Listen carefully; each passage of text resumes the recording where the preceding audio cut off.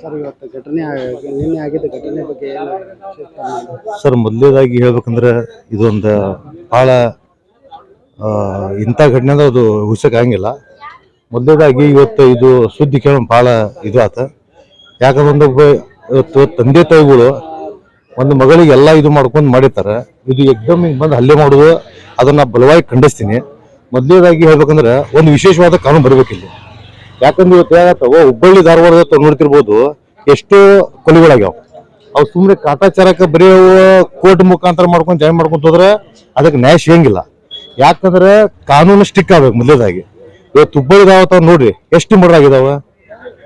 ಹೌದು, ಇವತ್ತಿಗೆ ಲೆಕ್ಕಿಲ್ದಷ್ಟು ಮರ್ಡರ್ ಆಗಿ ಹೋಗುವಾಗ ಅದು ಕಾನೂನು ವ್ಯವಸ್ಥೆ ಇವತ್ತು ಸ್ವಲ್ಪ ಸ್ಟ್ರಿಕ್ಟ್ ಆಗ್ಬೇಕು. ಮತ್ತೆ ಹೊಸ ವಿಶೇಷವಾಗಿ ಒಂದು ಕಾನೂನು ಬರ್ಬೇಕು ಸರ್. ಇದು ತಪ್ಪು ಯಾರ್ದಾಯ್ತು ಅಂತೀರಿ ಸರ್? ಇದಕ್ಕೆ ಮಾಡಿದವ್ರು ಅವ್ರು ತಪ್ಪಾಯ್ತು, ಏನು ಕಾಲೇಜ್ ತಪ್ಪಾಯ್ತು? ಕಾಲೇಜ್ ಸ್ವಲ್ಪ ತಪ್ಪೈತ್ರಿ. ಎದಕ್ಕಂದ್ರೆ ಕಾಲೇಜ್ ಇವತ್ತು ಮಕ್ಕಳು ತಂದೆ ತಾಯಿಗಳು ಕಲ್ಸಿರ್ತಾರ. ಕಲ್ಸಿದ ಮ್ಯಾಗ ಮಕ್ಕಳಿಗೆ ಸೇಫ್ಟಿ ನೋಡ್ಕೋಬೇಕು. ಇವತ್ತು ಆ ಮನುಷ್ಯ ಒಂದು ಚಾಕು ತಗೊಂಡ್ ಒಳಗ್ ಬಂದಾನಂದ್ರ ಮತ್ತೆ ಏನು ಕಾಲೇಜ್ ಸೆಕ್ಯೂರಿಟಿ ಮಾಡ್ತಿದ್ರ? ಸೆಕ್ಯೂರಿಟಿ ಸ್ವಲ್ಪ ತಪ್ಪೈತ್ರಿ.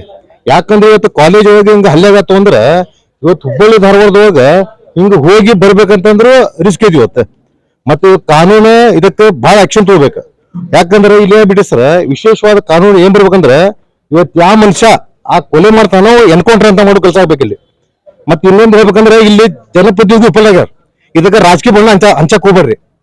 ಇವತ್ತು ಮಗು ಸತ್ಯ ಅದೇ ಬಗ್ಗೆ ವಿಚಾರ ಮಾಡ್ರಿ. ಇದು ಜಾತಿ ಬೀಜ ಕೆಲಸ ಮಾಡಕ್ ಹೋಗ್ಬೇಡ್ರಿ. ನಾಗಲೇ ಸ್ಟೇಟ್ಮೆಂಟ್ ಹೇಳಿ, ಕೆಲವೊಂದು ಪಕ್ಷದವರು ರಾಜಕಾರಣ ಮಾಡ್ತಾ ಇರಲಿ, ಇಂಥದ್ರಲ್ಲಿ ರಾಜಕಾರಣ ಮಾಡಕ್ ಹೋಗ್ಬೇಡ್ರಿ. ಯಾಕಂದ್ರೆ ಇಲ್ಲಿ ಆಗಿದ್ದ ಘಟನೆಯನ್ನು ಕುಲಂಕುಷವಾಗಿ ತನಿಖೆ ಮಾಡಿ ಅದು ಯಾರು ತಪ್ಪಿಸ್ತಿರೋದಲ್ಲ ಅವ್ರು ಕೂಡಲೇ ಅವ್ರು ಗಲ್ ಶಿಕ್ಷೆ ಆಗ್ಬೇಕು ಸರ್.